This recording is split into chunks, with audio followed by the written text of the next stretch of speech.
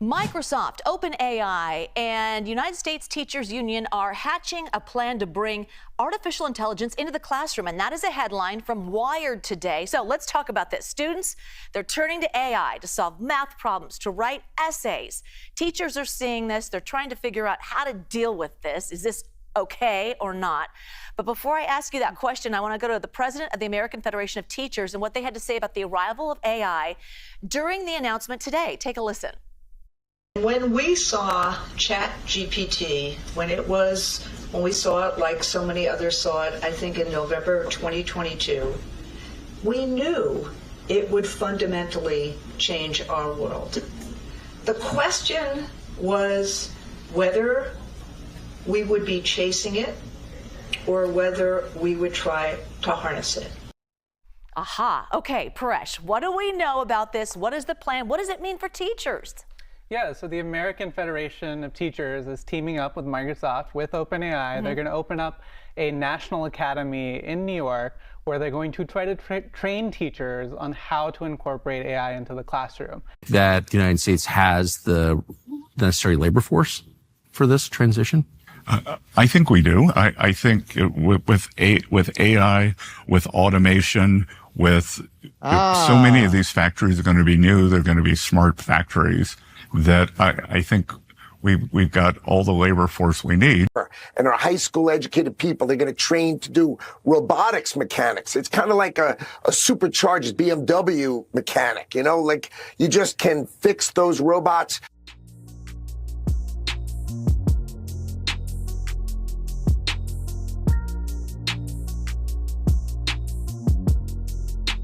Welcome to What's Left, a weekly political discussion challenging the mainstream left. I'm Eduardo Barca, with co-host, teacher and socialist Andy Lipson, and Michael Hoffman, Socialist Community College math professor. We're online at whatsleftpodcast.com. You can find that link to our site in the episode notes. You can also find my personal social media handle as @Don Eduardo Barca. Please subscribe, rate the future, and on your notifications, and share your favorite episode wherever you found this episode. And if you would like a shirt, contact us to our site. Andy will respond to you at whatsleftpodcast.com. All right, Jake is with us. John Klyczek, our very long-time friend, and it's always a pleasure to have him here, is the author of School World Order, The Technocratic Globalization of Corporatized Education by Trine Books, and he's a contributor to New Politics, the Center for Research on Globalization, Op-Ed News, Interpreted Report, The Dissident Voice, and Unlimited Hangout. How are you? I'm doing okay. I got a new article out today. This came out, Unlimited Hangout. It's called, what is it? I'm burnt out, man. I wrote 100 pages this year, but it's on Unlimited Hangout. So, I don't know. I might pull from it today because AI is a component in the whole fintech apparatus. So. Yeah. Well, speaking of AI, since you're on with us today, the topic of today will be AI in education. And so we're very glad to have you with us so we can have that discussion. And there are four hosts today, and of course the fifth co-host, which is the audience, of course, that will be with us listening in when this gets posted. Andy?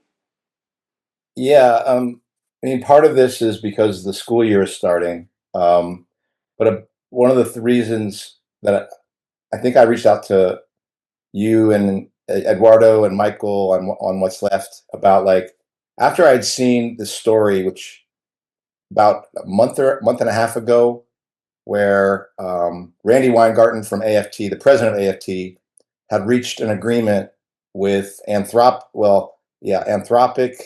OpenAI, and Google to basically bring AI into the classroom.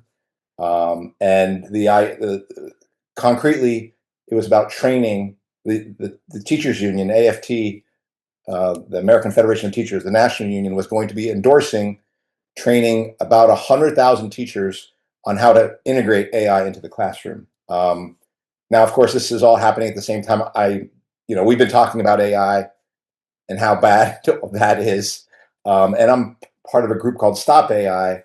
So it was disgusting, actually. And I remember calling you, Jake, and basically Not too many. When I tell you things, there's not too many things that surprise you or get under your skin.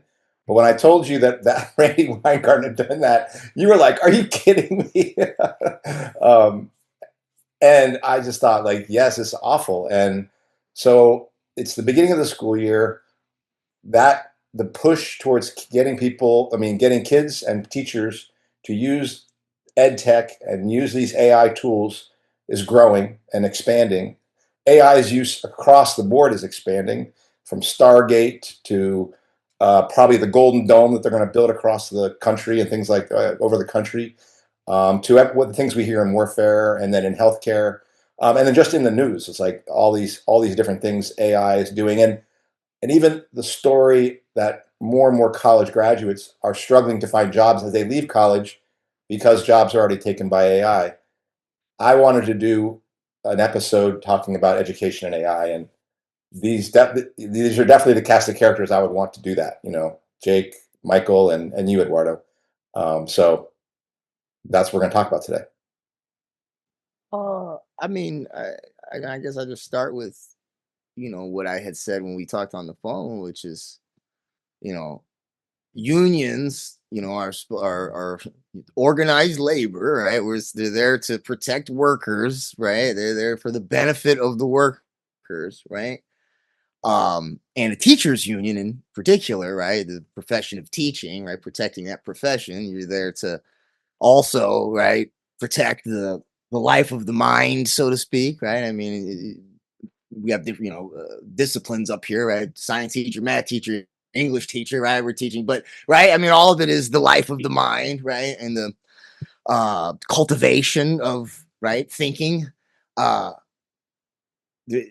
This partnership with AI is totally antithetical to both of those things. Automation, right, is basically you know replacing the workers, right? And as far as AI, certainly in the language arts, if you use language models, you're basically outsourcing, thinking, at one level or another. And I mean, I got a long book there on how, if we keep going down that path, that essentially, AI is going to basically do most of our thinking for us. So I mean, yeah, that's why I was so appalled, because it's like a double, you know what I mean? It's like a double.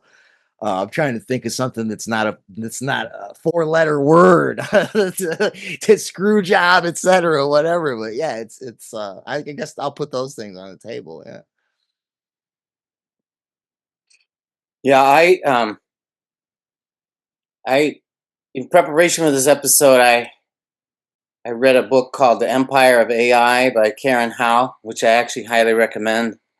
And it caused me to put together helped me to clarify some of my ideas that I think maybe debates we have amongst us, which is I think it wasn't surprising at all to me that Randy Weingarten would do that. Part of like the ideology that we swim in is that technologies are somehow these inevitable things that have lives of their own, and there's just nothing we can do to stop them. And to that degree, my position right now is like, I don't think we should be talking about AI as something that is some separate thing from what capitalists are doing, in the sense that it's not a thing that has a mind of its own. It's being built by human beings for very specific reasons. So like in terms of the impact on education, I feel like it's important to start with like what is the role of technology and automation in capitalism, and how does it affect working class people in general? And there's a lot of interesting work on how basic machinery, Taylorism, those advancements which have brought us into much more automated production under capitalism, what they do is they do two main things. They centralize the power of the manager and the owners over the production process, and they also de-skill work. So whenever something becomes automated,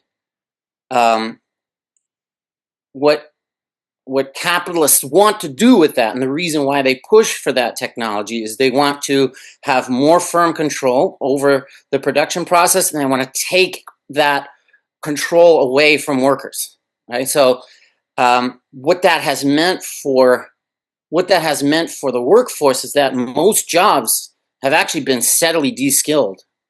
That it's not really true that the more advanced technology has meant that people have more skills. Like you really, and one great example from a really important work called Labor and Monopoly Capitalism by Harry Braverman is like, if you grew up on a farm with very little technology, you would have had to know you would have basically had, just through your daily work, mastered several different trades over the course of your life, like sowing and planting, understanding, working with horses, right? Like bridling a horse, rushing a horse, caring for livestock. Like the more that we've been ripped away from our, controlling our own lives and our own labor process, the more like people actually really don't know much at all.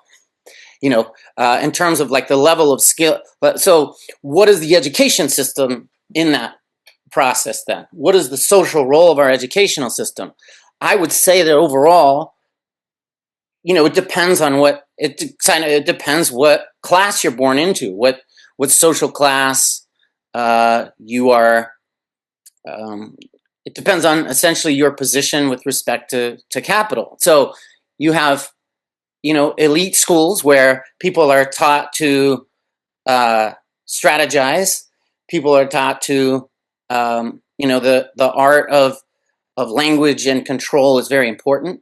And you'll see even in those schools, they are not going to just give over their education to automated AI, right? So like in elite schools, you see a glimpse of things that I think in education we already know are the optimal things. And I want to come back to that. But elite schools train people to rule. Schools, for the vast majority of working class people, train them essentially to obey and to train them and warehouse them. Or rather, it's childcare. It's basically like you just like hold on to them until they're able to work.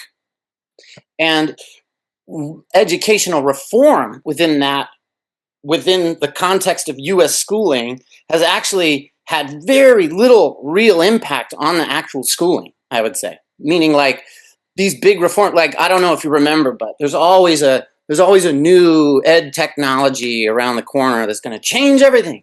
So like, I don't know if you remember, but for a while, MOOCs were going to replace us all. And they haven't yet. MOOCs, basically, they were like, oh, well, MOOCs are kind of good for people who already know how to learn. They can level up their, but the basic fact is that in our economic system, the roles that education plays really actually have very little to do with actually passing on knowledge and skills, and has much more to do with reproducing kind of the social structure that we live in, right? So AI is, to me, in a way, another gimmick that is people are using to collect capital, that they're using to scare people, and that all it has really done is, and what their main advances have been recently, have been to essentially automate the process of reading a ton of stuff and then synthesizing language that puts those things together. And they've imitated the structure of the brain in order to do that. So like we have just now gotten to a place where the computational capacity was large enough to mimic that kind of large network, where essentially one of the basic things we understand about the brain is that through taking in lots of information, these new connections are made, And in a computer, it's essentially like lots of different parts of words and different pieces of information are linked together. And essentially, long story short, this is just a machine that has that. These are just machines that have automated specific types of now intellectual labor, which we're only able to do now because of the increase in our ability to do these kind of computations.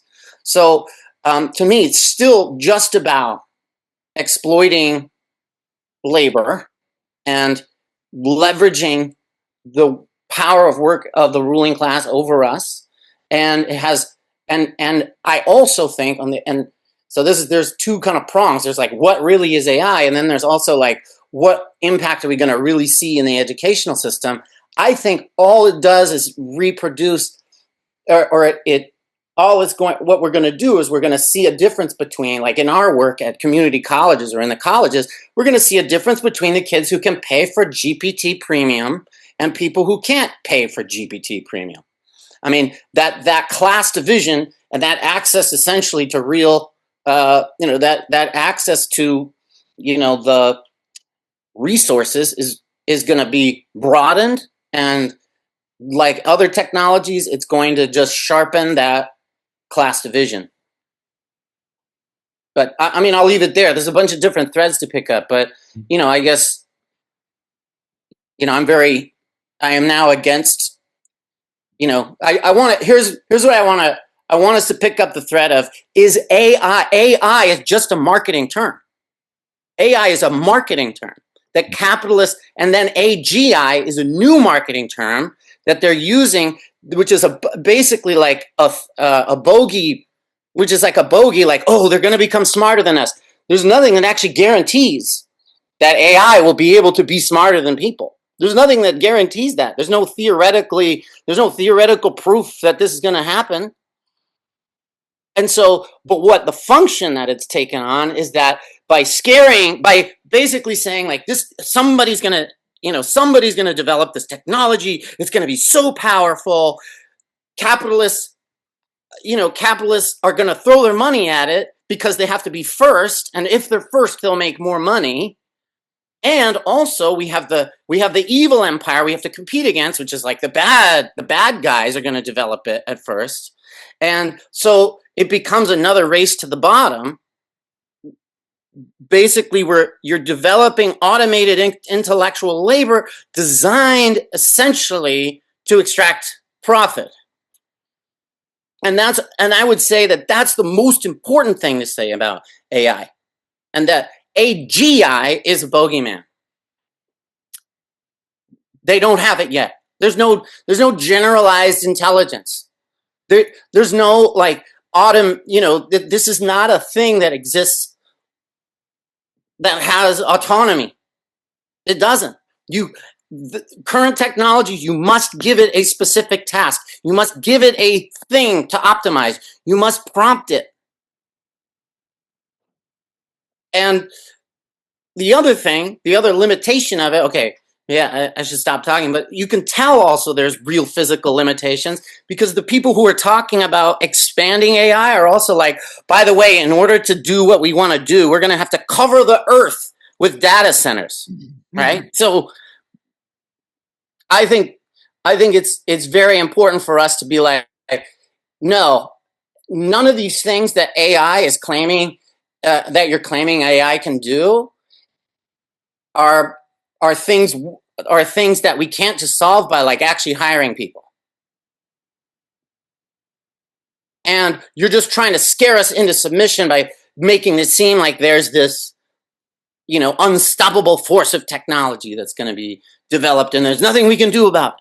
But actually there's a lot we can do about it. We don't have to develop it.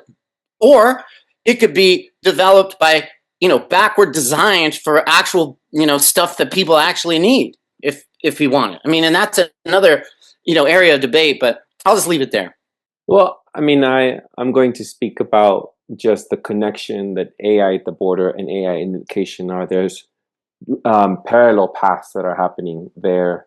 The connection lies in, like, I was also trying to I have my notes here, trying to figure out how is AI being developed in the military, AI being developed at the border, which is also an extension of the military, connected to education as I was coming into this episode. And I am seeing that it lies in the AI's capability to process large, complex data sets in real time to either improve personalized learning outcomes or provide scalable surveillance and risk management.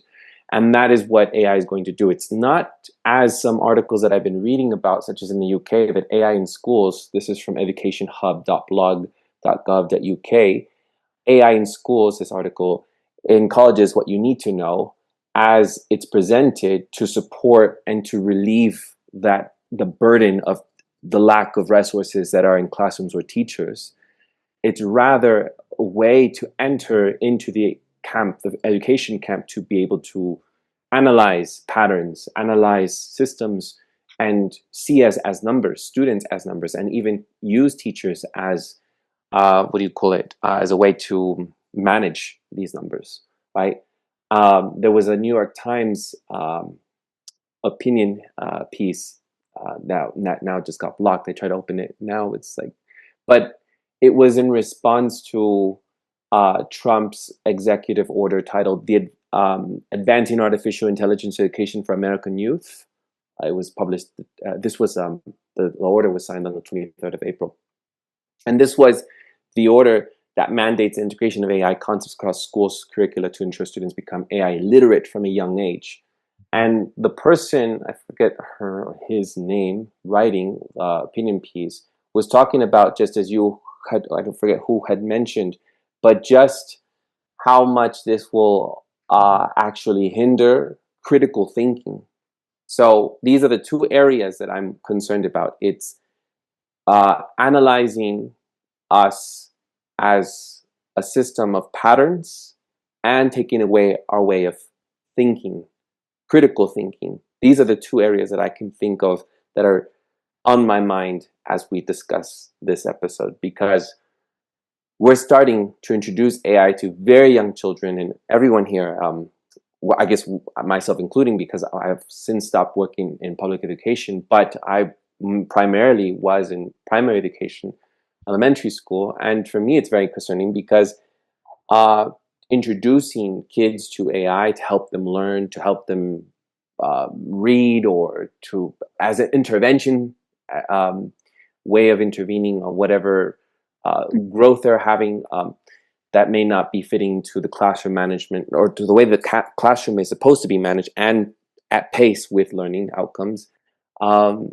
just will only be like a Trojan horse to just, oh, here, this is support system, here's a bunch of tools, AI tools, a bunch of technological tools, but not really helping the student overall, because it'll just hinder them from learning critical thinking, which is what we need in schools, and detract from the foundational, emotional, and social development. So I see these two things as what's looming in my mind about what's happening in this camp. So I think, like, I see it the same way you do, Eduardo, in terms of the two camps. There's developing AI as a technology that is, like Michael is saying, for control, but also primarily, actually, as much as it is about control, it's about efficiency. It's about capitalism. When it produces things more efficiently, the organic composition of capital grows, meaning more and more of the capital gets put into the cost of the machinery and less into the living labor. And that's what we're seeing, that process once again. But that process also means an efficiency of production, which means it gets produced with less labor time, which means it's cheaper and you can sell more and you can defeat a capitalist opponent, whoever, Coke versus Pepsi, blah, blah, blah. But the other one that I think people often miss when they talk about AI, and I don't want to lose sight of, Michael, that you've also put in there, like, hey, I kind of think AI is almost like a boogeyman that is being used to scare people and hurt people in a way. I want to come to that later, but for now, I'll set aside about that. But just to say that AI is about, yes, class control, efficiency of production. Also, obviously, it's a weapon because it's going to be used in the military as a means of making, killing, and being successful at war making for the capitalist. a more efficient process and a more deadly process. But the other feature of it is a massive data collection project, because that's what AFT is signing our children onto. They are signing them on to feed this machine, regardless of whether it's a boogeyman or whether it's actually something that could go Terminator, super intelligent and take over and blah blah blah. Which that to me isn't as important a question as I know where capitalism is going to take this, whether or not the capitalists can control this genie that they're letting out of the bottle here. But the amount that it's going to accelerate data collection on students and accelerate the development of AI in being able to assess these students it's going to be exponential. I think when Alison McDowell, the thing that keeps coming back to me is Alison McDowell talking about digital twins and the construction of a digital self that is used by collecting data on everything you do in education, on finance, in healthcare. Anything you do is used to construct a new you. And then AI is going to be used to assess if that's an accurate model or not. And it's going to do that by putting stimuli in front of living you, making a prediction of what digital twin you would do, and seeing what the difference is. This is what I thought the digital twin Andy would do. This is what real Andy did. I'm going to now, I'm going to now change my model of the digital twin to make it better and better and better. And it literally becomes a system of control, as well as, you're a deeper part of the alienation of capitalism, which is kind of stripping people's identity from them and using it in the same way that tools become an opponent of the worker. Now information about you becomes an opponent of you. It becomes used and it becomes a source of alienation. So these are the features to me that seem so damaging. And it's awful that AFT is doing this. But the real crisis is the fact that most teachers think that the problem with AI is like people cheating on their work, and don't see that all the things that they're doing in ed tech, scripted curriculum, making up their own lessons with AI and being like, oh, that's a faster way to do it, all help create the situation that's going to replace you, that's going to collect data on all our students. And that's really, Michael, I do agree that it will mean a greater separation between the rich are going to get richer and the poor are going to get poorer. But the rich are also going to get a better idea of the actual construct of the poor so they can control them. And one of the reasons why AI can develop is because they've already got us in these holes here, electronic pathways. If we weren't on electronic pathways, they would have a very tough time controlling us with AI. But and again, in war making, you have to get your opponent to go into the trap in order to then send your artillery into him. And that's what COVID did a big job of, accelerating everyone getting online. And so to move us into this place where we are able to be data collected on, we are able to feed their machine. And I do want to set aside the idea of whether it's I do think AI is an actual technology that's dangerous, of its own sort, like a nuclear weapon, kind of like nuclear power thing. I personally think it's an actual danger, and I also think it happens to be one of those features of capitalist development in which I think the Marx talked about capitalists as sorcerers who can't control the forces they unleash. This one feels like one of those, but that's not the primary reason why I think we should have to stop it. It's because the utilization of it by the system is only going to strengthen them by stripping us of our ability to work and basically using our own information and identity against us to control us with the very thing that is also taking our job. So I'll leave it at that, and Jake, you can go.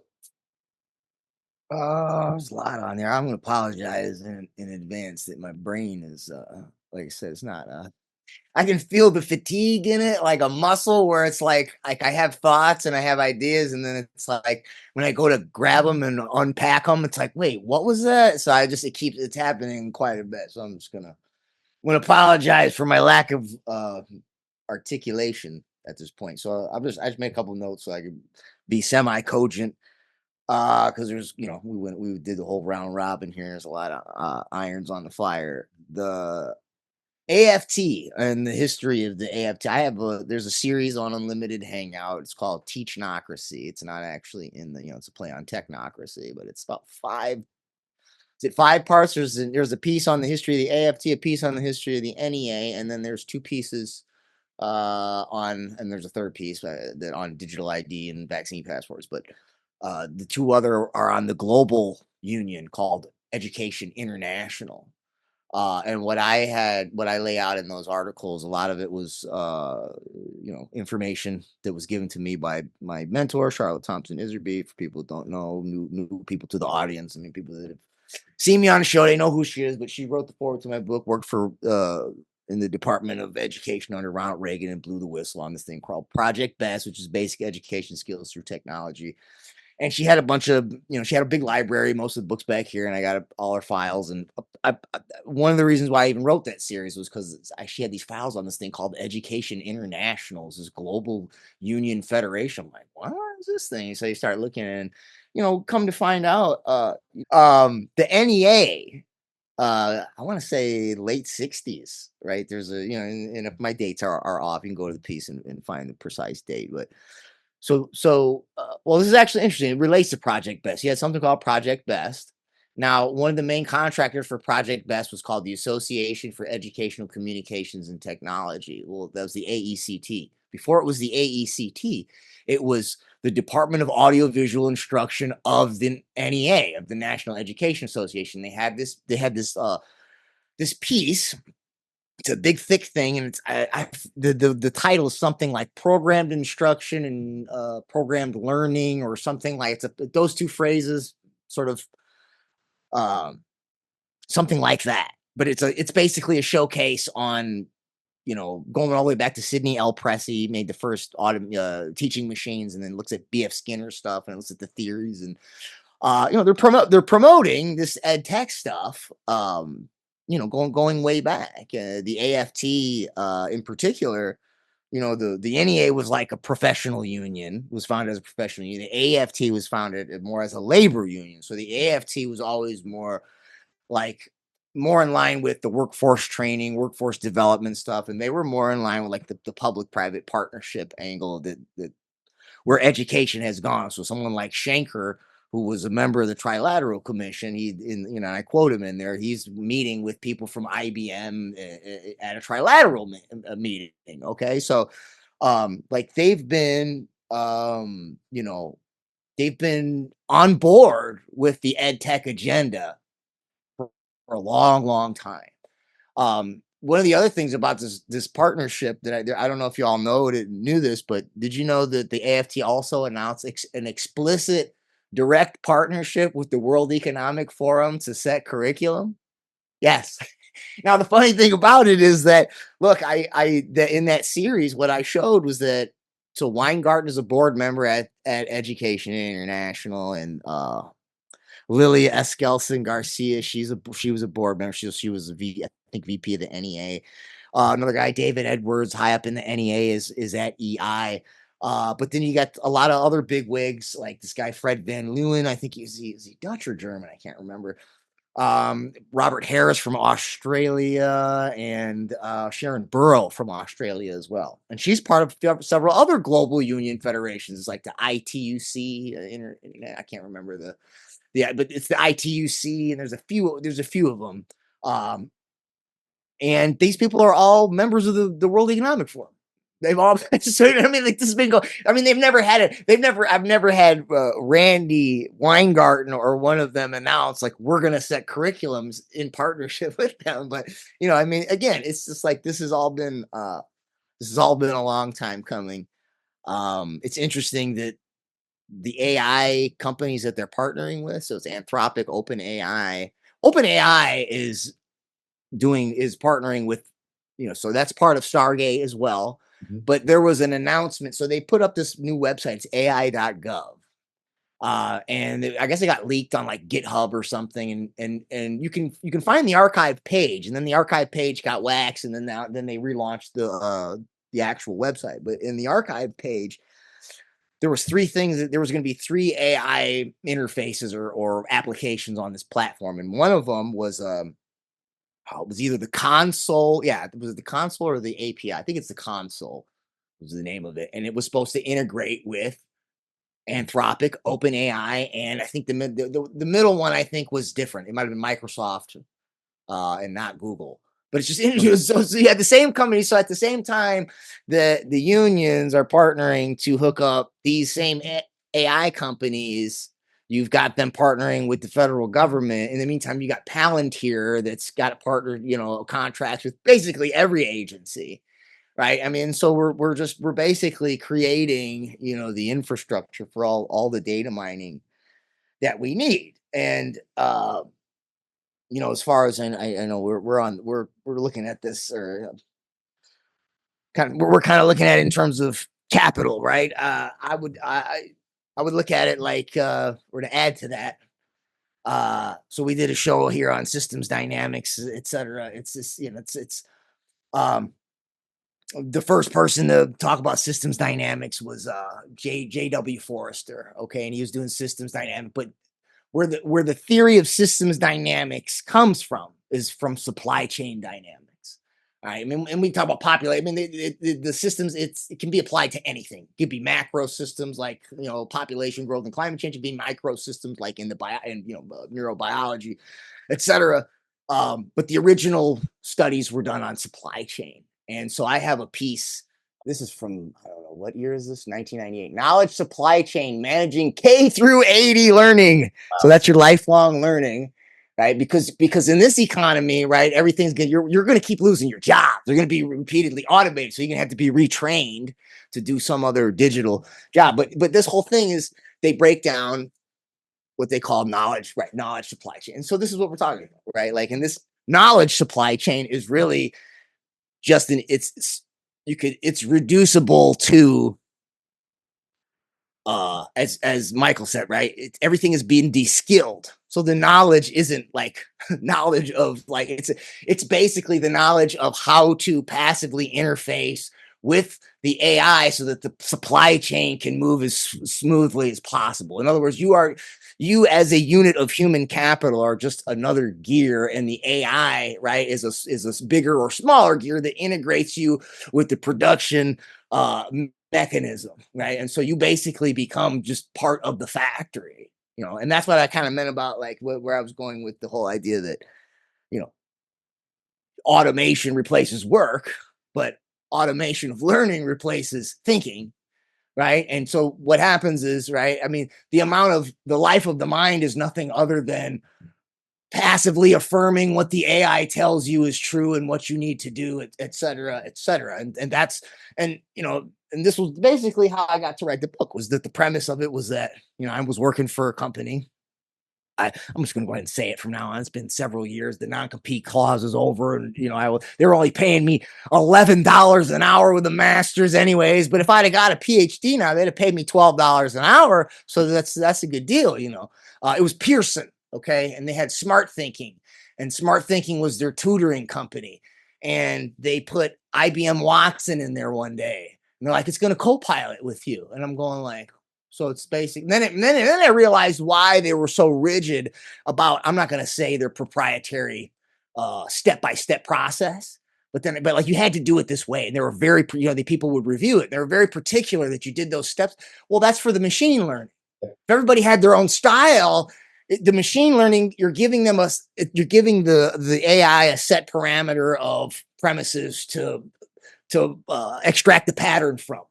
Right. Otherwise, if there's too much noise, it's not going to be able to pull out the pattern. But if you put everything in the same step-by-step format, it can start to, right, what are the most common ways that tutors solve this problem, right, et cetera, et cetera.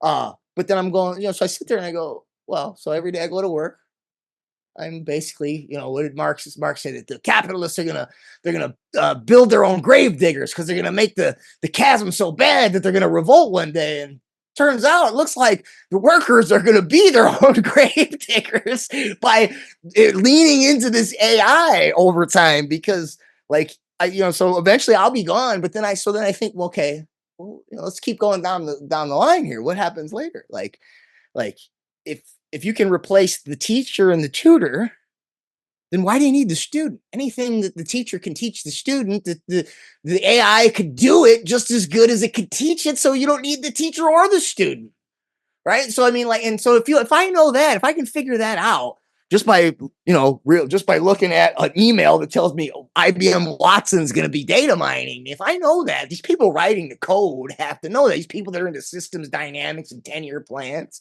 right, and scenario, they have to know that. So that means that the AI is not there to teach you. You're there to teach it. It's not a secondary function that it's data mining you and it's learning. That is the primary function. The secondary function is, and it's not even a secondary function because you're not actually learning. Like, whatever you might be learning from it during the time you're using it is going to be obsolete. And, the more you use it over time, it's just, it's going to be a moot point. So that's all I had to say here. Like, I think I touched on most of what y'all put out there. So I'll just shut up for a little bit.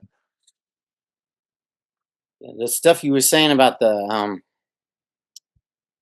relationship between the unions and industry, and think tanks like the World Economic Forum, that reminded me of the thinking of the unions as like, what is AFT really doing? AFT's role is to maintain labor peace between teachers and the state, which also means and that's also means that they're going to impose things that they work to help impose changes on us teachers. And the pressures that are on like teachers unions are the same things that are on the Democratic Party, because they're closely, and you could tell that because they're so closely tied to the Democratic Party, meaning like, why would they announce this now?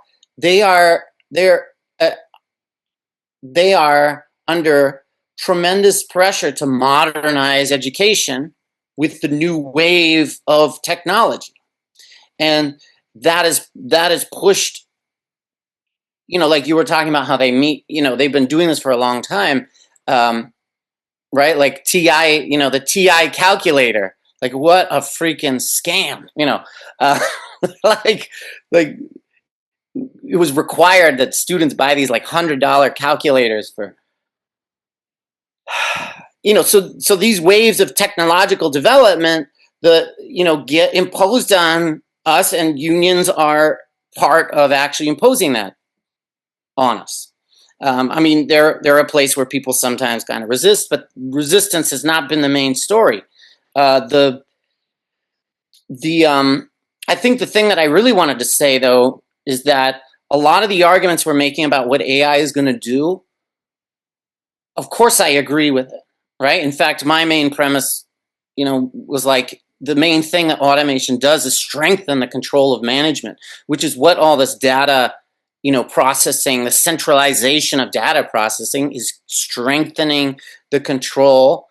But it's automating stuff that was already happened. So I think I agree that by using AI, you're essentially, by using AI, you are essentially helping to train the thing that is giving them even more power over you. But you could make the same argument for any automation technology, right? You could make the same argument for, the automated loom, right? We should have just smashed them and never let the capitalists force us into the factories in the first place. So I just want to say, one of the reasons why we are so screwed, is that people don't understand the degree to which these scary things that AIs bring on are already happening. So like, yes, it's going to undermine critical thinking. We already systematically undermine critical thinking by having a transactional educational system, right? basically turn it and do this, then you do that.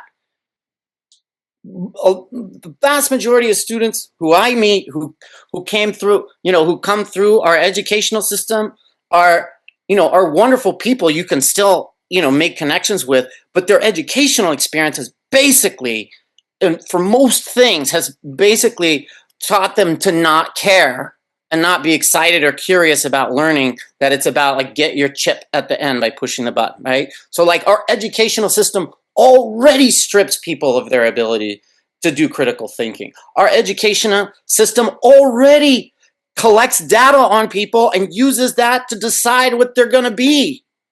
It's called, how about grades, right? So like even from its origins, the industrial education system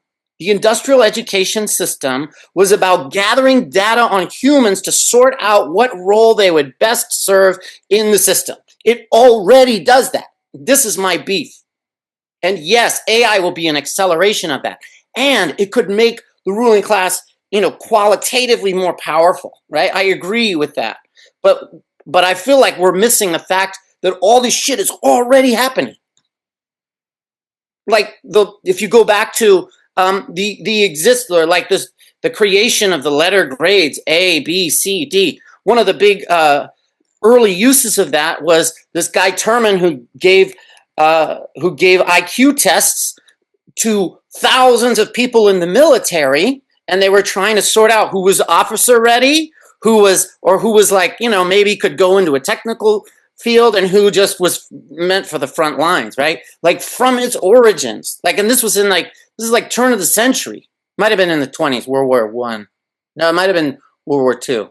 But anyway, the whole idea of under capitalism, we have to continuously measure and improve. That has been applied to humans since the beginning of capitalism. In fact, even under chattel slavery, before the automation of like picking cotton, they would basically, some scholars, this one guy, Edward R. Baptist, great book called The Half Has Never Been Told, but his argument was basically tracking gains in productivity. They increased productivity by setting goals for the workers and whipping them until they met them. And then once they met that goal, they would raise the goal, right? Taking data and then using that to squeeze people, right? So I guess that's what my beef is. I guess this is the thing that makes me crazy. It's like, it's already doing that. It's already turning us into little cogs for their improvement. For what purpose, right? So one of the things that, every time there's a new ed tech innovation, they're like, oh, it's going to democratize education. It's going to bring equity. And it's like, now one of the things that people are saying is like, whoa, everybody could have their own individual AI tutor. I'm like, they could just have a person as a tutor. Like you could just hire people. Like if you cared about humans, like you would just, there's a lot of people who I know would be a really great tutor, and they could go for 2 hours. You sent me that Alpha School thing. For 2 hours, they get their own individual, tutoring with the AI thing. It's like, it's not some freaking brand new innovation. There's nothing new in the educational model they're proposing, other than they're going to automate parts of it. Meaning like the whole reason why, or like when they say, oh, every kid can have their own AI tutor. What is happening in that tutoring, right? It's the same thing that this is how noble kids were. This is how the nobility was taught. You'd have a tutor come and tutor you individually. That's sort of like optimal education, right? It's tutoring. It's not some new, different way we're educating people. You're just trying to replace a person with a machine. There's no real innovation there. Other than it is novel that you could have, a giant brain that has read everything and remembers things. Like a perfect memory part, is interesting. But it's not, but they're not, it's not being implemented. In fact, I want to just to drive it home. What is OpenAI's definition of AGI? Okay, so OpenAI's mission is to ensure that artificial general intelligence, AGI, by which we mean highly autonomous systems that outperform humans at most economically valuable work, benefits all humanity. Right? So even the way they're defining intelligence is about economically valuable work. Like the whole point is just to try and reduce labor costs. That's why capital has flooded into AI, because of the promise of eliminating or reducing labor costs. And so, there's really not much to this innovation here. There's really nothing new being added other than you're just going to have a machine try to do the same thing that a person could do. Eduardo? I want to say something real fast. Just one quick note. No, go ahead. Go ahead. It's just like, remember this book? Mind Warp. Yeah. Remember the author?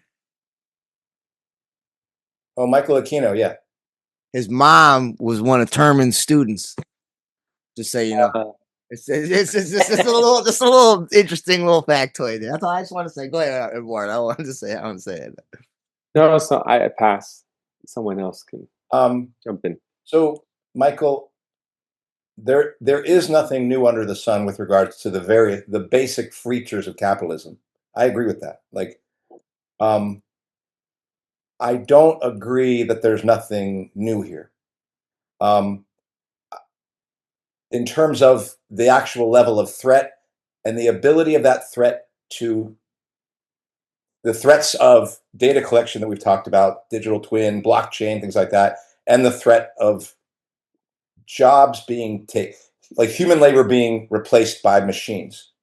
That process has now been expanded beyond manual labor into mental labor, and has the possibility, not because it's better, it's not a question of better, that doesn't matter. Capitalism doesn't care about better. It may or may not be better in some scale of, again, we're talking about exchange commodities, not use values, exchange values. Right. It's done that way because it's cheaper, and you can produce that, repeat the production and then repeat that process of production, whether it's a mental product or a manual product. You can do it faster with this thing, which makes it cheaper. That's the labor time used to produce the good or to produce the output of some sort. That game has been being played for a long time.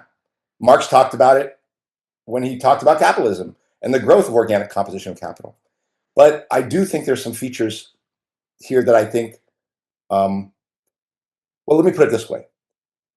I think that we are now at a situation where the actual working class can become a minority class, not a majority class, in the way that Marx talked about, and made the working class possibly a liberatory class in making the revolution, because it was the majority class.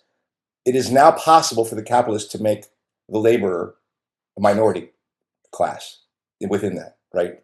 The worker that, and to replace them in all sorts of ways. Now, in reality, I think this is just an expression of the growing crisis, because, and again, this is now, Jake, you're not a Marxist. Eduardo, I don't know if you're a Marxist, but between me and Michael, we would say that if you completely automate production, capitalism ends. Like, it seizes up and dies because there's no surplus value made, and surplus value comes from living labor. So it's over. It's toast. It's gone. So whatever they're moving towards is something that's going to freeze their system up and make it collapse. The thing that is maybe most difficult for me is the very acts that they're putting in play that are an expression of that deepening crisis. Not only do we find these so-called symbols of worker resistance, unions, which I think we can all now agree unions aren't, but the working class itself is not resisting it. The working class is being push towards a crisis, a deepening crisis, and the working class is hurtling towards it, or at the very least yawning in relationship to it and saying, well, I can find some use in it. And that's the trick. Like, so yes, there's nothing new under this in terms of the features of capitalism, exploiting workers, learning from a worker, and then de-skilling them. It's the same bit over and over again. But now it's becoming the crescendo is growing, and yet the worker themselves is becoming almost like, whatever, used to it. That to me is a bit of a like, that's puzzling. That's very disconcerting. It undermines the very notion that Marx talked about of capitalism, the contradictions of capitalism through the experience of the worker seeing those contradictions. That becomes the basis of revolt. And it kind of suggests, wait, maybe not. Maybe they have a way of just kind of like inoculating the patient so that even as the crisis grows, even as their own futures get worse and worse, they become more and more bored or even indifferent to the process taking place. That to me is interesting. And that does seem different, because I do think there's been, like, there were the Luddites. There were people who resisted these things. Unions have not helped that resistance. Unions have mostly played a role in getting workers to agree to these technologies in whatever place they were at, whether it's the 21st century, the 20th century, the 19th century. But the working class has resisted it to some extent. And I think the reason I think that education and AI is such an important topic is it's endemic of what I see happening among the working class in general, which is the train towards crisis is picking up speed, and workers are both becoming seemingly less even aware of how fast that train is going towards it, almost kind of indifferent because, well, I guess there's a technology to allow me to, like, because I'm getting work so hard, maybe I can use AI to help me, which, like Jake is saying, is like, again, the snake eating its own tail, or you just you consume yourself. And at the end of the day, I'll just say, I don't know what to do about that. And it's puzzling to me. It's puzzling to me when I think about reading the Communist Manifesto and think about the difference between the working class and the capitalist class, and they are different places. Like they're literally live in different universes, and the working class is being drawn into their world, and without even a sense that this could end us. And I do believe it could, and not just in the way of like super intelligence or general. I mean, it could end formally the working class being a majority class and being capable of making a revolution as a majority class, and therefore just reproducing the problem of a minority. If there is a revolution, of a minority class coming to power, and here we are again. So, in using the language that I think you and I, Michael, would use, I do think there's something different here. Last point I'll make, and this is one that I just think about Jeff Strahl, who listens to us. There's an AI center, an AI developing center being built in Wyoming that supposedly is going to need 5 times the energy that all people in Wyoming currently use to just make it function. So the whether or not AI can be achieved, I don't even know. I just know the capitalists are going to try to do it, and they'll strip everything away to do that. And I don't think we as humanity can survive that process. Whether it produces general intelligence and super intelligence and it goes that Terminator role, I don't know. Don't even worry about that. I think the road they're going on looks to me like a cliff. And I'm concerned that most workers are like almost sleepwalking through it. Dude, we're going to jump off that cliff, go to the moon, put a nuclear reactor up there and extract the resources, go to Mars, and we're going to call it Planet Musk. And I'm actually being halfway. You know that Sean Duffy, is it Sean Duffy, the transportation secretary? He's in charge of one of the former Fox News dudes that's temporarily in charge of NASA. Did you know that he announced that there plans to put a nuclear reactor on the moon? Oh, Lord. You know, because we need more energy for the data centers. You know what I'm saying? So, I mean, we haven't been back to the moon since the 70s, but we're gonna go ahead. We're gonna go there again, and we're gonna build a nuclear reactor. I'm sorry, I digress. Or to some, have we even been on the moon? According to Andy. I have my doubts. I'm just throwing shit. Yeah. Anyhow, But I'm just. I mean, it's just they do all kinds of shit we don't need. They're just pushing all of this stuff we don't need it. Well, I was gonna, I was just gonna make a serious point too. They need it. They feel they need it. I think with you, I've talked about this. I think Andy is that, and I do want to know something because you made the point to, and I'm not. I wouldn't call myself a Marxist. I mean, I've come out of the sort of the socialist tradition at a time, but I will say that in retrospect, now that we're in Republican Trump 2.0, and we've got all the way through the lockdowns, that I can't help but feel like the Obama years and even some of the lockdown years was intended to get people like me. I mean, I wouldn't, again, I don't want to say that I would want to lean back into go so far as to reclaim my socialism or whatever, but definitely I'm comfortable saying that the idea of preserving the public sector and having organized labor as a pillar of any balanced society. Like I really do feel like and Charlotte too, even her, when she even said it like this when they were talking about the school choice thing. She says, "I'm sorry, I have to defend the public schools. I know I wrote Deliberate Dumbing Down of America, and I know I said that the public school systems and the government education, the Fed system is all jacked up, but at least you have a school board, and at least you have a civil process, and at least and so I just wanted to make a note there that I do they almost got me."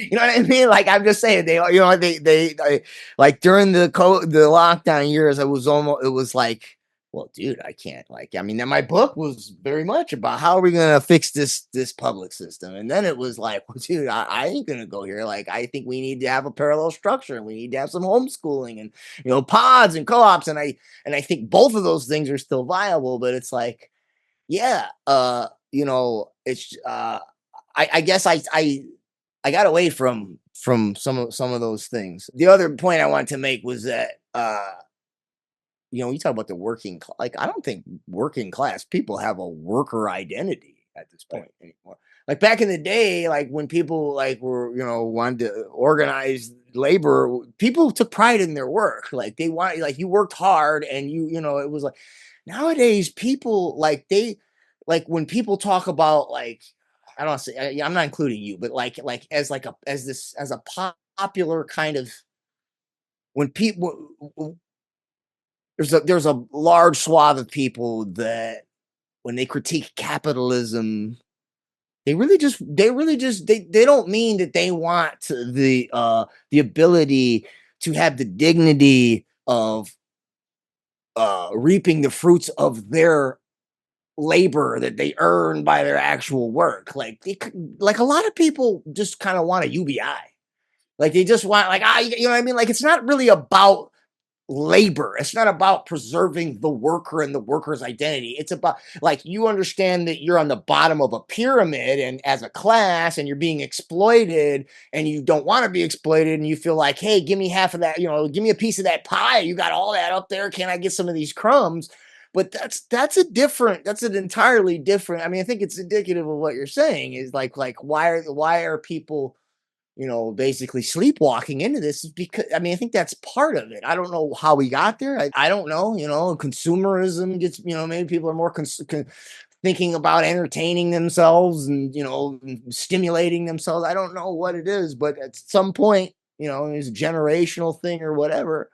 Like in general, and I can say this anecdotally just from people that that I grew up with. It's just my dad's generation, those type of people, they valued work in a totally different way than the people I grew up with do. Like I feel like I'm kind of more like my dad was with stuff like that. I'm kind of a workaholic, but uh yeah, so I mean, and I think that's something it was done intentionally, strategically. I mean, that was kind of why I took that detour to talk, because I mean, I feel like in my own journey, as they, we go from crisis to crisis and psyop to psyop. I mean, I had a different experience, but I think it's kind of on the same wavelength, right? Like during these crises, they try to get you to alienate you from, your worker's identity or your, whatever your human identity, your thinking identity, your all, and through that process, yeah, and then and if you can get people to that place, why not lean into AI? I mean, like if you don't like work, you know what I mean? If the idea of labor is like, you know what I mean? Like, you don't really want to preserve that. What you want to do is you just want a piece of the automation pie, and I don't know. One thing I want to put well, one of the things they ask is this is how the AFT pitches it. It's like well, they're gonna, and by the way, they ain't gonna stop. So I mean, this is actually a question. I lean towards no. There's no way that you're gonna get it to you're gonna feed it anything and it's gonna grow to be something other than what we've identified it to be. But they're like, well, it's better that the teachers that we use it and train it so that way it reflects our values and like I mean, what are your thoughts on that logic? I mean, or I guess one way to frame it is, I mean, because we all, I mean, I think we kind of all, and kind of into it. Would you? One way to frame it is, let's say, if you knew there was no way you could boycott it or create a parallel structure or somehow, right? Do you think there would be any pragmatic reason to think of a possible way to maybe train it to not? I don't, you know what I mean? Like I'm trying to steel man the argument here. No, that's a good question. Michael, why don't you take up the question and wherever else you want to take it? On that question, I do think the design process really matters, like from the beginning to the end. And I do think I could see it as a way of, like, you could, the stuff they're doing might actually work for some things, like they're having the like tutoring programs that they have, don't just give the answer. They try and, do some Socratic questioning, right? Try and help people discover the answer. I mean, and there's a lot of thought that has gone into scaffolding specific subjects that, I mean, I'm saying I wouldn't say for sure that a group of people unfettered by, that a group of people who are truly well intended to design an AI system from beginning and decide exactly what they train it on and decide, I'm not saying for sure that could not be useful. I'm not even saying that certain aspects of the AI things they're coming up with, I'm not ruling out that they're going to be, that they're going to be like worthless or lame, right? Like, meaning like some of the things might actually, be kind of cool if you isolate it from a social context. That's the problem that we're in, though, is that people, and one of the things why I keep on talking about the past is that we don't have consciousness yet about how fucking bad it is already, right? And so, like, in terms of the political argument that I want to make, especially when we talk about like critiquing the left, is that there's not going to be some kind AI under capitalism. There's not, right? And it's not the AI's fault, right? The AI is a specific set of technologies. Spell check was AI. I mean, I like spell check, I mean, like, I studied matched filter detection. We did an algorithm for listening to hours and hours of whale call data and measured the central frequency of rail. That was cool. I love solving problems. The problem is that in this current system, we cannot actually backward design for human problems in any effective way, because in order to really solve any fundamental problem, comes into conflict with the interests of capital. So like communist or whatever you want to call or socialist, if you want to actually solve a basic social human need problem, somebody has to somehow make a profit of it, which ends up defeating the whole purpose, right? And so the social design we are under is not driven from the bottom up. It's driven from the top down. But I guess to answer the other question, I mean, I guess here's the thing I want to take it to, like, as an educator now, one of the interesting things about the existence of AI is like, and a lot of people are doing this, just go back to the most old-fashioned forms of assessment.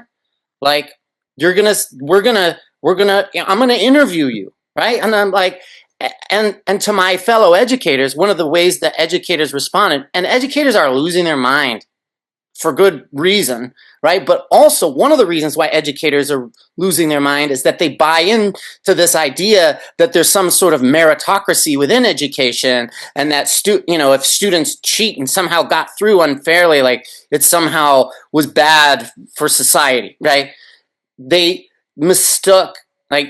Educators often mistake compliance with like learning, right? And to me, I'm like, okay, now I'm just gonna give up completely on the idea of like policing you.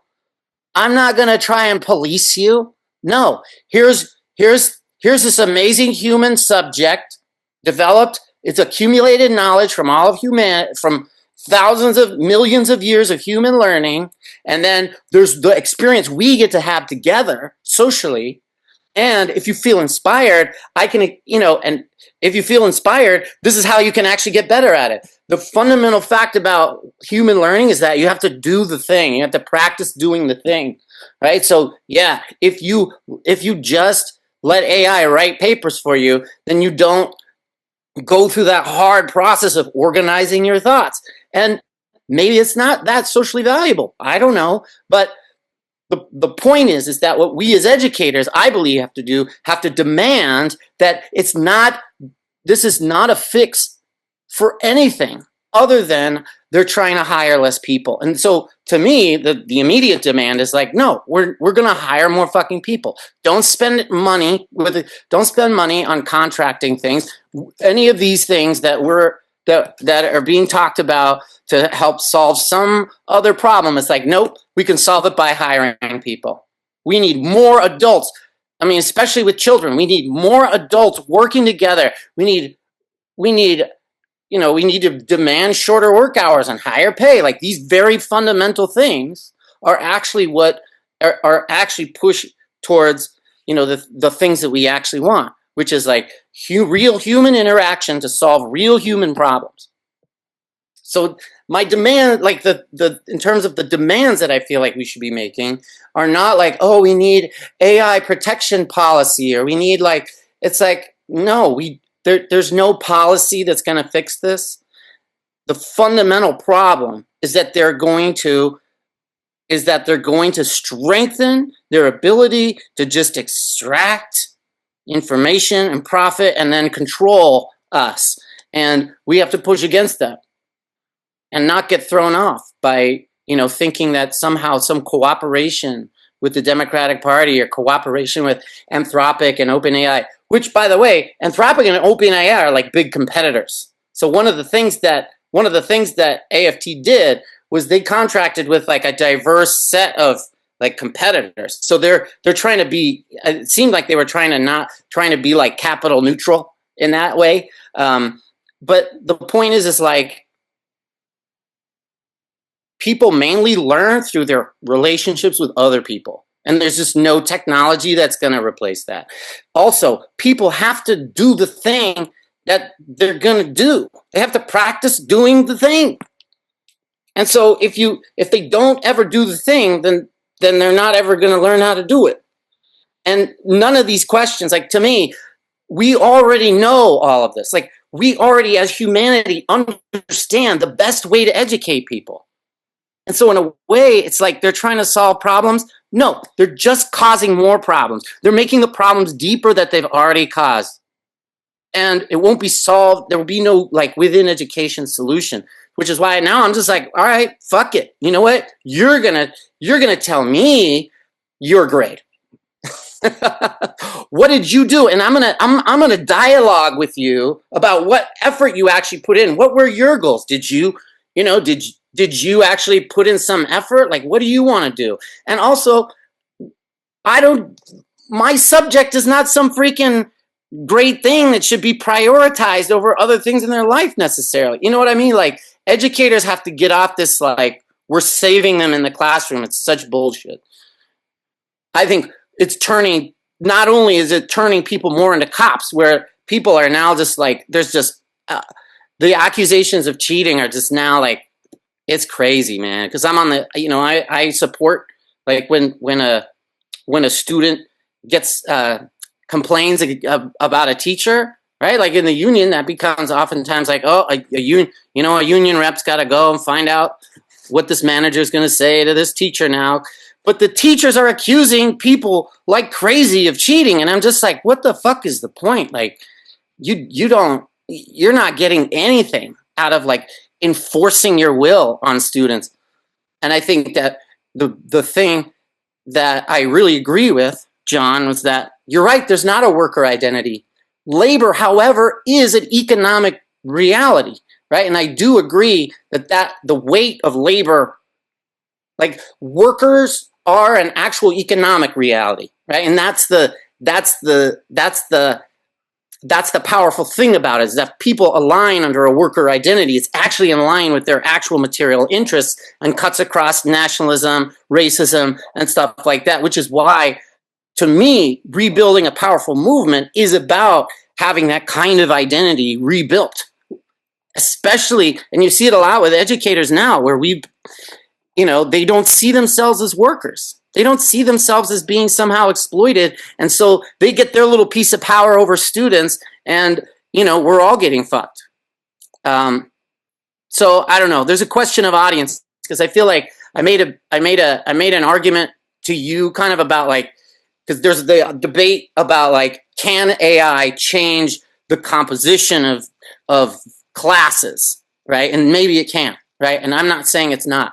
But then to, like, my colleagues, to the people who are, like, in the trenches trying to figure out what to do about this technology, to me, it's like the demands are basic economic demands. And to basically resist this, it's basically we have to resist this, and we have very basic economic demands. And we have to actually really try to unite with people who have similar economic interests.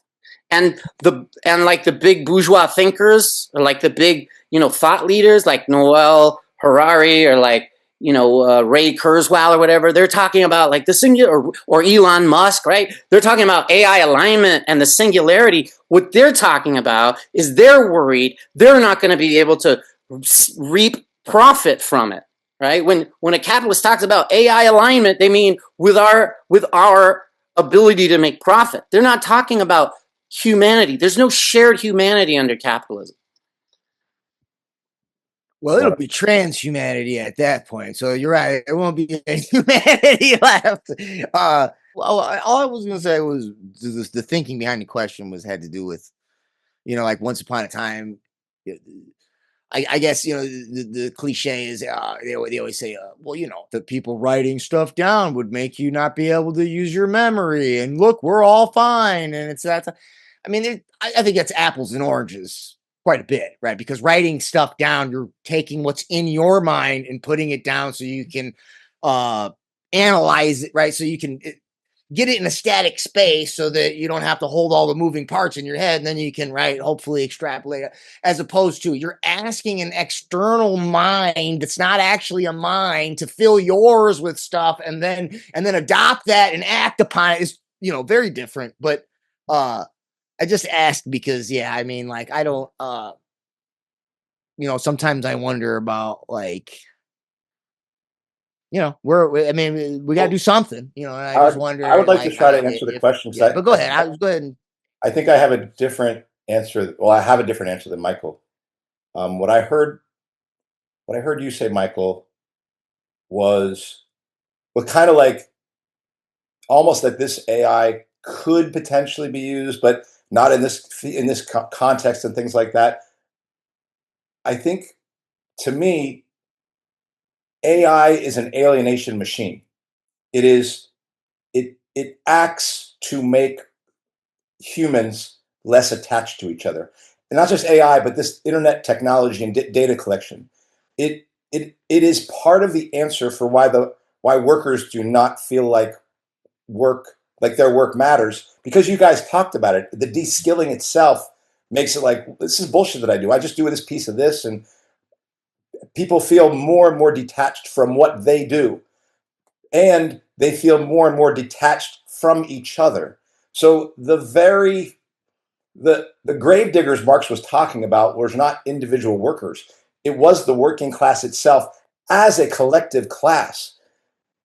That is actually being torn. Like, I believe that this technology is not a neutral technology. It is a technology which literally takes the revolutionary power of the class out of it through a process of deepening the alienation of its individual members and separating those members from one another. And I believe that this technology has at its root that feature. It is an efficiency machine. It's a control machine, but it also is like termites. It acts. I believe it's acting like a termite on worker self-identity, individual worker self-identity, and collective worker self-identity. So there will be no us if AI develops there, because it actually demands that we are separate, and it encourages that separation. And I mean, of course, I'm talking about AI as the kind of pinnacle creation of this digital world, ones and zeros and ones and zeros. I believe that this world, the 1-0 world, is not a world that will ever. Not just we can't use this technology, but this technology it's impossible for revolution to happen through it if we engage in it in the way we do, because I actually believe it makes us less us, and makes individuals less human, workers less a worker, and collectivity, it atomizes it. And so it's not just that's why I would say, no, this has to be, we will have to take on this technology. We're not just going to be able to ignore the technology itself. This is a technology which is actually inside us now, like a parasite, and stripping us of the power of being possibly revolutionary. And that's why I see it as so, in the same way that the Luddites looked at the spinning wheel. And that's why I like your question, Jake, because I think it forces a person to reveal, like, we all see a threat here, maybe not quite the same threat, but what it forces us, I do, to believe the nature of the threat that we see in front of us. And I do feel it's much more existential, not in the way that my OpenAI comrades do, which is they're like, AGI will become ASI, and then that thing's just going to make humans extinct. Maybe, maybe not. It's the process that Michael's been talking about, Jake, you've been talking about.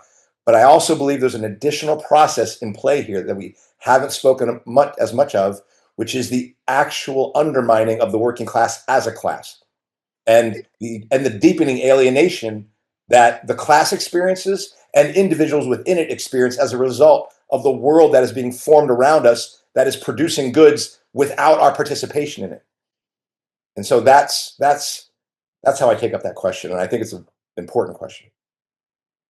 I've got a question. This is going to be off topic at some point, because it's not really off topic, but a little bit is. Have you ever heard of a decentralized autonomous organization? It's a DAO, a DAO. Oh, kind of new agey, kind of. It's a blockchain thing. Okay, it's basically so basically what you do is, basically, so if we were to make a union or found an organization, we would charter it on paper, right? And there would be, bylaws and rules and regulations, and give office, people's responsibilities and roles and voting, all that, right? It'd be all codified in paper, right? And then the people that would enforce it would be probably, the trustees or the board members, and maybe the voting, however you have it structured, right? And that's kind of, I mean, with these DAOs, and I've seen some of them. Y'all can, I mean, we don't have to go here now, but I think about these unions. I mean, you and I have talked about this, Andy. Like, I actually, like, well, why? you know, if the AFT and the NEA, these, you know, it seems like the bigger these, the more we organize and the bigger they get, the more they, you know, are able to centralize and basically block the actual the collective. And you were like, well, that's because the idea was we were going to do a general strike, and you know, and so it was like, so there was a utility to the bigness, but ultimately, you know, it kind of came around and undermined the actual workers. So in a DAO, theoretically, I mean, I've just thought about this the other day. I did this, you know, that article I mentioned, fintech and blockchain, went down a whole, you know, the first time I actually spent a lot of time reading about it to understand it, and I came across these DAOs. I was like, wait a minute, like, what if you did that with a union? Like, what if you made it where everybody in the union, you know, because like a lot of times you guys want to strike, people want to strike, and the bosses or the state or the reps go, no, we're not doing that, right? Like, but what if you had a system where the union is chartered in the blockchain, everybody gets a token for the vote, and that, you know, and everybody's vote is the same. The board members or whoever, you know, you might still have officers and etc., but there's no weighted, you know, votes. And like, so, so when you pay the dues, it goes into that fintech, whatever, that blockchain fund. And then if everybody puts their tokens and says, we vote to strike, the money just goes into everybody's accounts and the bosses can't say anything about it. I mean, like, I thought about, you know, it's a thought. I don't, and that's why, and the reason why I'm mentioning it now, it's not totally irrelevant, is that's why I asked the question about the AI, because it's like these things, they're here, like, you know, and it's just, I wonder if there's any way to the AI. I'm less like this thing is a little less because it's still participatory. Like the only automated process comes after people vote on stuff, and then it, you know, just spits out the money or whatever, right? Like with the AI, I can go on and on about why, especially as a language arts instructor, and like why that's gonna do nothing but hamstring the life of that. I mean, I can go on, but I'm mentioning this other thing because it is tied to what we're talking about. So I'm just, you know, I'm just throwing more questions out there. Yeah. I have an answer that I would give to that question, but I'd like to hear what Michael and Eduardo would say first, and I'll tell you what my thoughts. Well, in one of your recent episodes, you were talking about the need for a positive vision. To me, the positive vision is real human beings with time, space, resources to connect with each other, to not just solve their own human problems and then discover whatever else they wanted to. And that implies a developed social reality, because we're inherently social and we have social needs, right? So then the educational system, to me, would prepare people for that world, which is, it would build both like individual autonomy and you know, the individual, developing individuals is very important, right? Because I think actually our focus really should be on creating a social system that allows individuals to flourish in a social context. And what I mean by that is, like, yes, people should do things that are exciting to them. People should do things that are exciting and important to those, and they're gonna become excited, and they're gonna feel things are important through their contact with other adults. Beyond that vision of a society where, like, we have an educational system that is fundamentally about human beings and developing human beings, educational system that is fundamentally about developing a social system that supports the free development of human beings. Beyond that, I'm not going to dictate what tools other people are going to use. Meaning, like, I can't say for sure. I don't know enough to say, oh, we can't possibly use some technology for this and that. I understand, though, and here's where I think we need to, here's my beef a little bit more after thinking about this more with even the term AI. It's a blanket term for a whole bunch of different technologies. Like, and I worked on some of them. Like, in the sense that, like, when I was getting my master's degree, I was, you know, I learned this really awesome idea about how you can use an infinite set of functions to project any sound or any other function onto this infinite set of functions. You can use that idea to compress signals, and we can communicate, right? It's the basis for this communication right here, that the voice and the video gets, essentially compressed and sent around the world, right? That is now under the umbrella of AI. I mean, but we had it, there's a lot of stuff that is now under AI that we've had for a long time, right? So when we're talking about like this technology, I think that people more and more are going to be like, well, what do you mean? Like, what exactly do you mean? And I will say specifically, any large language model or any model that was trained by a capitalist organization on, like there's all these ethical issues with data. If it's trained on stuff that they basically stole from other people, or it's trained on a bunch of stuff that was like porn, or it's trained on a bunch of, right? So like the whole building the thing has a very specific structure, right? And if other people are like, find uses for that, and the blockchain thing is interesting. We just lost. Yeah, Jake just said he unplugged his computer. He'll be back in. So Okay. go ahead and do your thing, and then maybe see if Eduardo. I have some thoughts about this too. So basically, it would be actually it would require me to have some authority over other workers if other workers were like, to me, the question of like the actual tool is secondary to the quest of like, what are we demanding? What are the politics of the thing we're asking for, right? So like and basically the class is going to figure it out. If it's going to figure it out, it'll use the tools available to it. And it'll have to learn if certain technologies make it more or less vulnerable. I think fetishizing the technology is like fetishizing the form over the content. And I think that there's a way in which, yes, you get suckered into a technology that actually makes you vulnerable. But there's also ways in which, I don't necessarily understand how people use it. And I wouldn't presume. I'm not gonna like, refuse to work with someone because they have some specific ideas about how to communicate or how to use some technology. What we desperately need is to build some kind of, I believe, political consensus around demands that are basically economic, and stick to those things and gauge how far we are from meeting them. And that's another conversation perhaps, but No, I get what I just mean I'm not obsessed with preventing people from using specific technology, and I think AI as a term can be obfuscating. It can obfuscate. Linear regression is AI. Sure. Yeah, I mean, when Jake brought that forward, the idea of a decentralized blockchain, that decentralized blockchain is in lieu of a worker actually going across the hallway to talk to the other worker and say, what's your situation? Here's my situation. What's our situation? What are we going to do? That's why that exists. It acts as a alternative to making a connection with another human.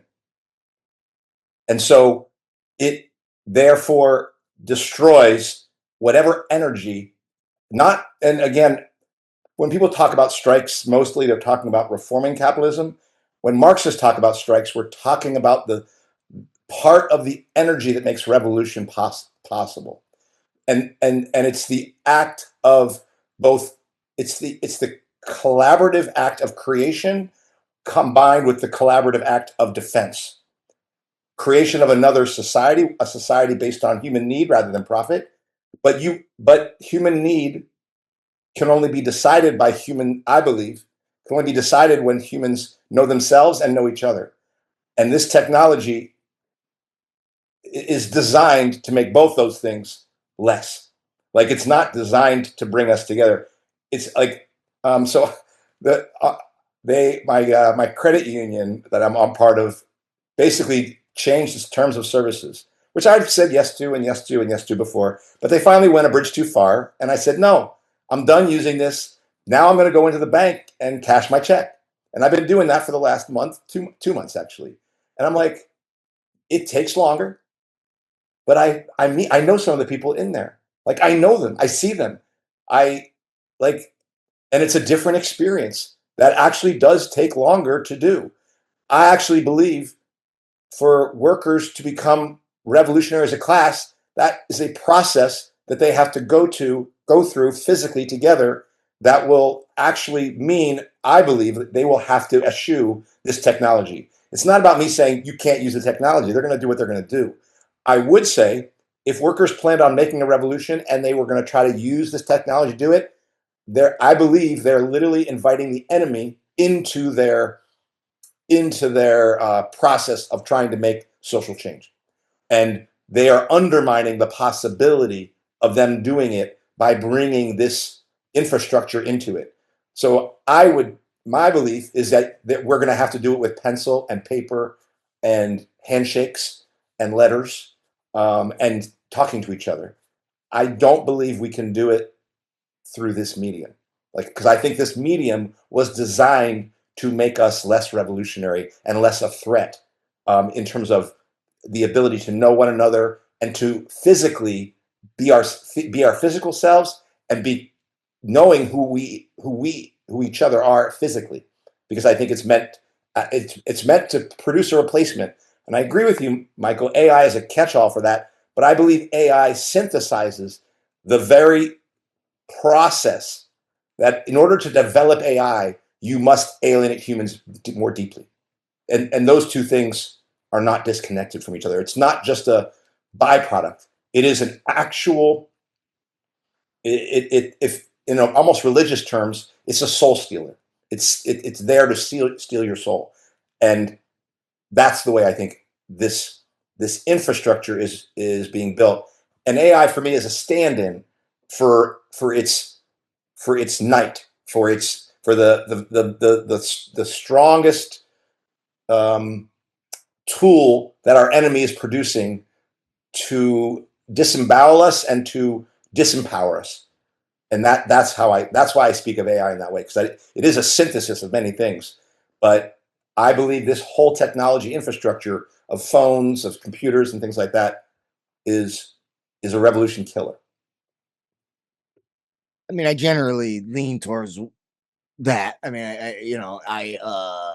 and part of why I brought it up, I mentioned, or why I mentioned what I mentioned earlier is because, I've watched the dialectic churn enough to like, I'm looking at it and going like, oh, could this be an option? Or is this like another, it's like create a crisis to push you over here. And then it's like, oh, look, it's like, in jujitsu, right? You set up the arm bar and then what you want them to do is, oh no, you can escape over there. So you can put them in the triangle, right? Like, so, I mean, I think like that, but, I would say though that I don't know necessarily that. I mean, my thought about the DAO was purely the idea that it could potentially be a mechanism by which you could prevent a small group of infiltrators from co-opting what the workers actually put together as the thing grows and grows and grows. And I don't necessarily think that having the release of strike funds and voting on a digital platform would be in lieu of or do away with talking to your right. I mean, I think that would be part of the process, right? You'd get together and be like, hey man, these people are saying we shouldn't strike, and and here's what, and you get together and like, well, we all think we should, right? And then you all go and I mean, I don't know that having it having a mechanism in which union dues could be distributed without officials to release it, that there might not be some utility in there. I understand that you're saying that as a as like a And Marxist, like in terms of like a revolutionary, that's like it's like I think a stopgap kind of ameliorative measure. But I'm just thinking in terms of I don't know, you know what I mean? And the other thing too though, by the way, is that you know uh you'd still have to start a grassroots or union and build that up. And you're not gonna go, hey, AFT, can we put you on DAO so we can vote you out, and have strikes when you don't want us to? They're not gonna do that, right? So I mean, you'd still have to. There's other problems with that. It's just I thought about it at a moment, but then I also looked it up and was like, other people have thought about this. Like, you know what I mean? Like, so is this another, don't throw me in the briar patch type thing? Like, I don't know. I guess all I would say is that when I visualize something that instead of workers actually going together at the same place, money in hand, instead of them doing that, them making these decisions separated from one another, I just feel like there's something underneath that would do damage to the possibility of real change. That's what I would say. The other question, the other reason why I'm even pontificating or speculating on some of this is that, looking at the history of, I mean, from the Macy Cybernetics conferences, when they basically mapped out the feedback loop for AI and the ability to map the cognitive processes and supply chains, right? And then they came up with scenario planning, and they came up with their 10 and 15, 20-year scenario dynamic planning, and then basically took literally the CIA came up, made a bunch of venture capital firms, put a bunch of money out there to make sure that as the tech, because at that point they laid out they're like, theoretically we can do this, right? And then they came up with Moore's law, and they're like, okay, well, the transistors, they double every so often, so we got about this much time. At this point, we'll be able to process the information. We'll have everything we need. What we need to do between now and then is make sure that we are in control of how the technology develops. And that's what the venture capital firms were there for. So they dumped the money in. You had your Peter Thiels and your Elon Musk and your David Sachs, and these people are making sure that they just, anytime someone comes up with a new program, they throw money at it. If it dies, no biggie. But if it goes somewhere, we're going to pull that in so that we can make sure that it goes. Part of that process suggests to me that possibly, right, maybe if workers had developed it, on their own, in little collectives, maybe there could be. But I mean, at this point in the game, I mean, like I said, you're not gonna go and ask Peter Thiel and Randy Weingarten, hey, can we, you know what I mean? You want to use the technology the way we want to? That's, I mean, that's like that might seem like a pipe dream. Like, I mean, in other words, I'd be happy to not use any of it. I mean, I don't use, and like when people tell me, like, somebody asked me the other day, like, I was thinking about using AI for this. I'm like, I don't want to like make you feel bad, dude, but no, I don't think that's a good idea. I think that's gonna actually help you with your writing process. I mean, the only last thoughts I have is I agree with a lot that has been said here. We have a lot of commonalities. I just so happened to have listened to a podcast on yoga and artificial intelligence, and the yoga instructor was she was consulting to a firm that was trying to develop AI for yoga students independently without going to a class. And just to make a long story short, it just didn't work. She had all kinds of criticisms. It's just impossible. You have to modify certain positions for students. And that includes also in primary education. You can't just have one teacher or AI model be able to teach a whole bunch of students. So anyhow, I think what I wanted to touch on was that I constantly see Microsoft and OpenAI and all these other firms, like especially Microsoft and Google, having these long-standing, deep relationships with the military, with education, infiltrating, and even in my own country, I'm going to mention a few stats because I've been trying to keep up with the news here, as I'm still North American because Mexico is a North American country, and I follow up what's happening in U.S. American politics, but also here. And the government here quietly is also ensuring that there's like a sort of just to explain to U.S. American audience, a Doge program happening here as well, creating a national alliance for AI in 2023 and only expanding it with President Claudia Sheinbaum, with the newer departments in AI infrastructure in the government. She also established the Department of Science and Humanities, Technology and Innovation, boosting Mexico's capacity to coordinate national innovation and AI policy and promote collaboration between academia and industry. So that's the movement that's happening. And we're also participating in global AI policy, which Mexico holds membership in the Global Partnership on Artificial Intelligence, GPAI.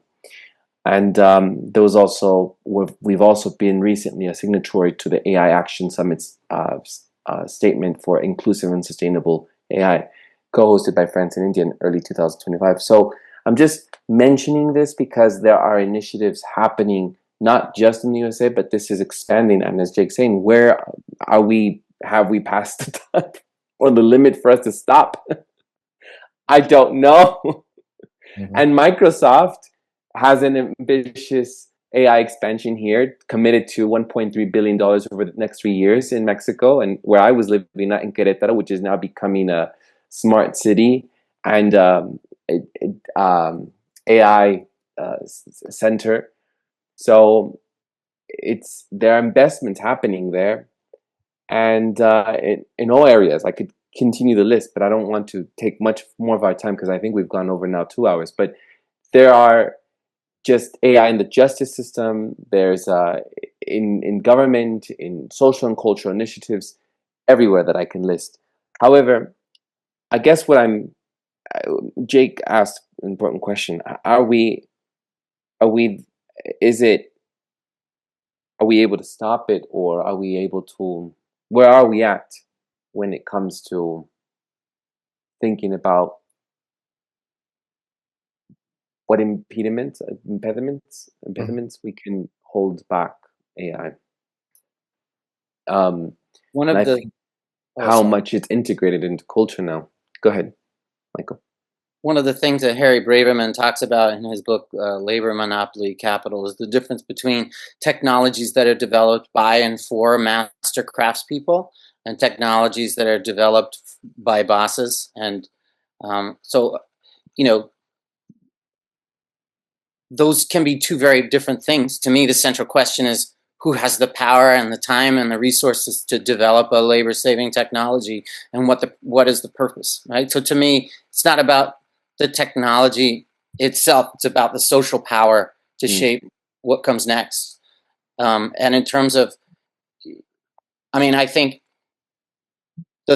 one of the things that was happening before ChatGPT came out, the main complaint people had was about like students not being able to read, right? And the extent to which we were already commodified, our attention was commodified. Was the precursor to this now rapidly expanding centralized power. Everything became our attention was basically they were hacking our brains to get our attention. They were designing, the things around us are designed specifically to distract us and to take us out of whatever we're doing and to get us to look at the phone or check the little email, right? And there's a whole like cognitive science that they understand about humans that they basically exploited in order to steal our attention, right? And so of course people are reading less because they've designed a thing specifically to prey on our vulnerabilities to steal our attention. And so, the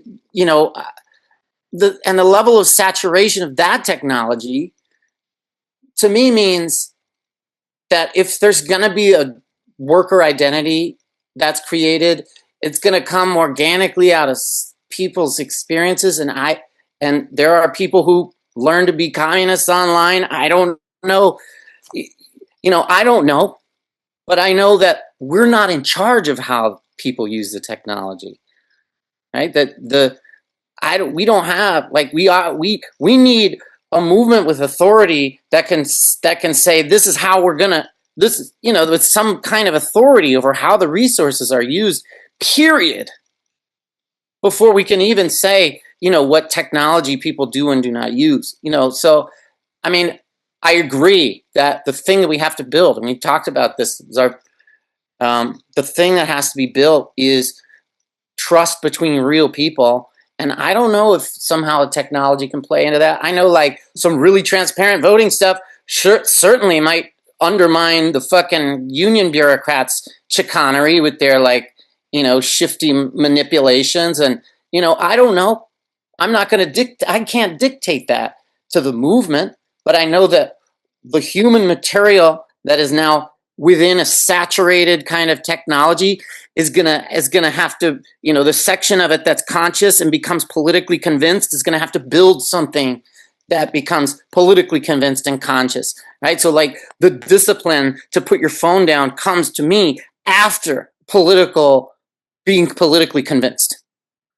You know what I mean? Like it's still we still need a political movement before we can have that level of control over what technology our movement is building, And if on the basis of opposing AI and opposing, industrial society, period, if that helps people imagine something better, then yeah, that is what we want. But I can't say that's going to be the basis or the starting point for an effective movement. Because to me, I can't decide that. The class has to figure it out. Young radicalizing people are going to have to figure stuff out, and they are immersed. So yeah, it's too late to stop it. It's going to have to grow out of the society that exists now. And the hopeful thing is people are deeply unhappy. People are actually deeply, deeply unhappy, even with relative comfort, compared to 100 years ago. If you look at aggregate terms, right, we're so much more wealthy now on aggregate, right? There is a lot of discontent. There's a lot of class anger, but we don't have an organized. There's no identity that coheres around an organizational form. I think, the organizational form and the identity formation, like those things have to go together. And that a really healthy sign will be a lot of people rejecting the use of technology. But that is like a thing that people will have to actually use, right? Like we'll have to decide. I don't know. It's a hard question. Jake, do you want to have any final thoughts, and then Eduardo, you can end. Well, I mean, this is uncharacteristic of me to entertain the possibilities of the things that I never use in my own life. But a lot of it was just I did a lot of research on this last piece, and I come across a lot of stuff that I wasn't aware of, and just when you come across new stuff, you think you go down different alleys of thought, and I'm an idealist primarily, but I mean I can be very pragmatic as well. And the other part is that like I was at I mean like look, I'm friendly with, I cooperate, I work with a lot of, I guess, I don't know, dissidents, you would say, on both ends of the spectrum. You're libertarians, you're ANCAPs, and you're my Marxist friends here. And what I have found, which is very disturbing, is part of the reason why I'm even like starting like kind of thinking like, let's see, is it like there may be some way to grab a hold of this and steer us? Because like a lot of the people, I won't name names, but I see them. They use AI for their media stuff and their project, and it's like they're using it all the time. You're feeding the thing that we're talking about. Like, so we know that the corporations, government, they want to use it for all the reasons we've said. The average consumer, that's like you said, is totally alienated from their worker identity and their community, their humanity. This is the next, the dopamine hits on the clicks and the likes, and just constantly being saturated and immersed with media. And just, me and my wife were watching about a documentary on YouTube. It was about people having AI companions, like dating AI, like, so so if you got we know that the tyrants at the top are going to do it. You know that the people that I guess are, we'll just say are asleep for the most part are. But when you look around and the people that actually understand the problem are using it, like, I'm like, well, I guess I'm the only one that's not using it. So do I need to figure out a way to use it to make it so it doesn't, so that maybe it's a softer landing? I mean, that's my last thought. I just wanted to say that to clear, like, I mean, I lean towards, in my own life, like I don't use hand wraps when I hit the bag. I've never hurt my hand either, by the way. I've never sprained my wrist when, even when I fought, even competed, like I've never, I'm just saying, like, I'm a very low tech person. I like analog stuff. Look at all the wood behind me. I like wood. You know what I mean? Like, I don't I'm just saying, I like things that are close to earth and nature. Like, I don't like the IKEA sterile, antiseptic, metal and white, plastic art. I don't like stuff like that. Like, in general, like, it's just aesthetically, I don't, but I'm just watching everybody just keep dragging me further and further into this dystopia, and I'm like, okay, so me sitting here and digging my heels is, is this pointless? Like, is there, so that I'm just saying that's my last thought, so everybody doesn't think that I didn't jump ship like some of our friends have recently. Thank you. And it's good to see you again, Jake, even if it's in this two-dimensional form. But I do want to also say I'm glad we talked about the whole worker identity, because that's why I kind of went on that little anecdotal kind of like memory lane thing, because I do come out of that background, and like I do know that, like, I got away from that, and like I'm glad we talked about this, because I think that process, I mean, a lot of it was just becoming disillusioned with people that I thought were so-called left. And I'm like, okay, well, this ain't what I thought it was. So let me go over here to these libertarians. And then, and then I get over and I saw it coming. I'm like, oh, so these people are going to just be just like them. And they, so now it's like, and then I realized, oh, well, I hope, do I need to go back to some of my roots on some of my, some of that stuff. So I'm glad we had this talk and covered all the different angles that we covered. So, and good to see you again, Michael. Thank you for this. You definitely forced me to think about how I'm looking at this as well. So I appreciate that. Thanks for having me. It's been too long. All right. Well, why don't we conclude? Thank you all. That does it for this week's episode. John Klyczek is the author of School World Order, The Technocraticalization of Corporatized Education, Tri-Day Books, and he is a contributor to New Politics, the Center for Research on Globalization, Op-Ed News, The Interpret Report, The Dissident Voice, and Unlimited Hangout. You can always check out any of the links on our What's Left podcast website for any of that if I speak too fast, as always. Here we go. So What's Left is a weekly political podcast / challenging the mainstream left. We post information about our topics and our guests on the episode notes wherever you found this episode or on our blog. As I will continue to repeat, what'sleftpodcast.com. You can find past episodes to this podcast / channel there and connect with us. I remind folks, if you like anything you have heard here, you can always check us out and subscribe. Rate, review, turn on your notifications on to any of our platforms on the Spotify, iTunes, Podcast, BitChute, Odyssey, YouTube, Rumble, or Telegram.